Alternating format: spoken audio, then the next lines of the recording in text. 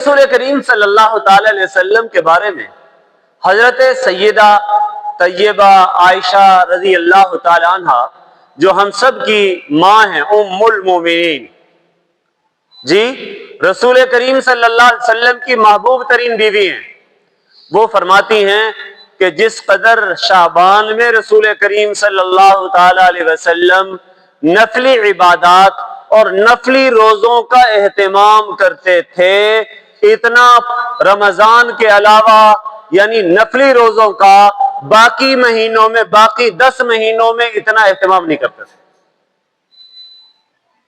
حتیٰ کہ عام مہینوں میں حضور صلی اللہ علیہ وسلم کی عادت تھی کہ وہ صرف پیر اور شعبان، پیر اور جمعرات کا روزہ رکھا کرتے تھے۔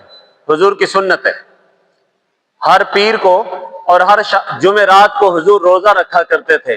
فرمایا کرتے تھے ان دنوں میں بندے کے اعمال اللہ کی بارگاہ میں پیش ہوتے ہیں، اور میں روزہ اس لیے رکھنا چاہتا ہوں کہ میں یہ پسند کرتا ہوں میرا اعمال نامہ اللہ کی بارگاہ میں ایسی حالت میں پیش ہو کہ میں روزے کی حالت میں ہوں۔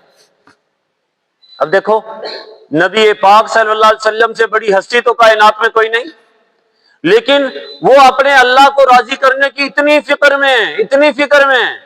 حضرت سیدہ عائشہ رضی اللہ تعالیٰ عنہ گواہی دیتی ہیں کہ حضور نبی کریم صلی اللہ تعالی علیہ وسلم ہر پیر جمعرات کا روزہ رکھتے تھے، اور اسلامی مہینوں میں سے ہر مہینے کے جو ایام بیز ہیں، چاند کی ایام بیز کہتے ہیں، چاند کی 13، 14، 15 تاریخ کو، کتنی تاریخ کو؟ 13، 14، 15 تاریخ کو ایام بیز کہتے ہیں۔ بیز بیض سے ہے، بیض کا معنی سفید، روشن، اور یہ دن چونکہ چاند کی چاندنی کی وجہ سے بڑے روشن ہوتے ہیں۔ 13ویں، 14ویں، 15ویں کو چاند اپنی جوبن پہ ہوتا ہے، اور ان دنوں میں رسول کریم صلی اللہ تعالی علیہ وسلم روزہ رکھنے کا اہتمام فرمایا کرتے تھے۔ ہر مہینے کی، چاند کے مہینے کی 13ویں، 14ویں، 15ویں پیارے نبی صلی اللہ علیہ وسلم ان میں روزہ رکھتے تھے۔ عام سال میں تو ترتیب یہ تھی، لیکن شعبان کے اندر حضرت عائشہ فرماتی ہیں رسول کریم صلی اللہ تعالی علیہ وسلم مسلسل کئی دن تک روزہ رکھتے تھے۔ بلکہ رسول کریم صلی اللہ علیہ وسلم کے بارے میں آتا ہے کہ شعبان کے آخری جو 2 دن ہیں، 1-2 دن، ان میں روزہ چھوڑتے تھے تاکہ شعبان اور رمضان میں فرق واضح ہو جائے۔ باقی عام شعبان کے اندر کثرت سے روزہ رکھنے کا معمول تھا۔ بلکہ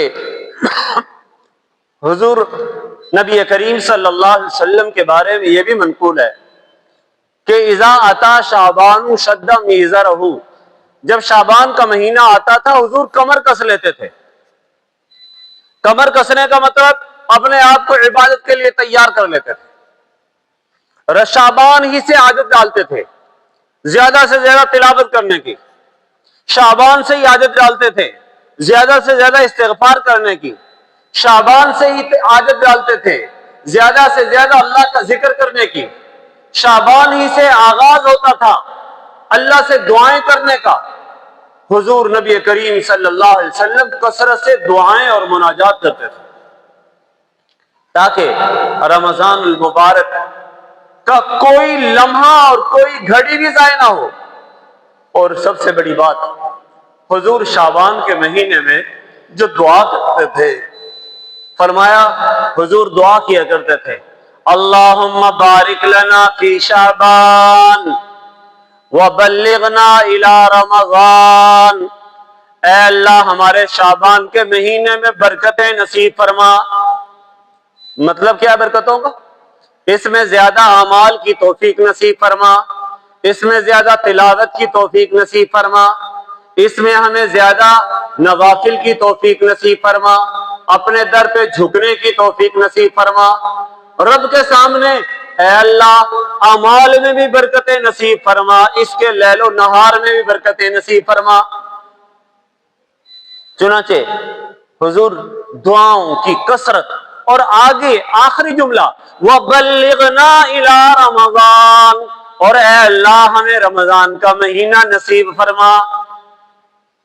قربان جائیں، پوری دنیا میں سب سے محبوب نبی، سارے نبیوں کا سردار، سارے رسولوں کا امام، سارے اولین آخرین کے ماتھے کا جھومر، جس کی پیدائش سے پہلے اللہ نے اعلان کر دیا تھا غفر اللہ ما تقدم لذنبک وما تاخر، اللہ نے آپ کی اگلی پچھلی خطاؤں کو صرف نظر کر دیا ہے، حالانکہ گناہ اللہ کے محبوب سے کبھی ہونا بھی نہیں تھا، ہوا بھی نہیں ہے۔